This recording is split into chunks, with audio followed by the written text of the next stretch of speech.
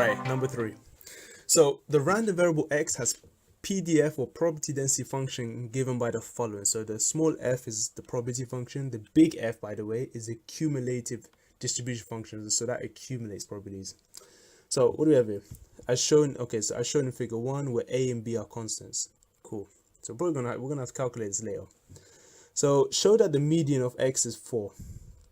So one thing to know, so here's 4. Now the only way that the median x can be 4, because this is bang in the middle, is that the area of this kind of shape, this kind of triangle I made, because I drew a dotted line down, and this triangle must be the same value. So they both must be half. But they're both half, then this is clearly the middle line. So that's what I put over here. X equals 4 is the median if the areas A1 and A2 are both half. Now the easier, now how do you determine this? I just found the area of A2 because A2 actually has some figures, or A1 has some algebra, so that would be quite nasty to work with. So all I did is, so I realized that we have a triangle shape. We got a base of 2 because 6 minus 4 is 2. And to get the height, well, we can just plug in the value of x equals 4 into this equation, because remember, the second equation here takes values of x between 4 and 6. So when x is 4 here, you should get in your calculator a half or 0.5. Now we just use the area of a triangle.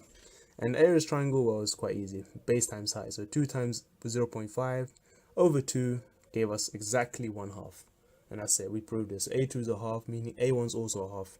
Meaning that this point 4 is definitely the median. Easy.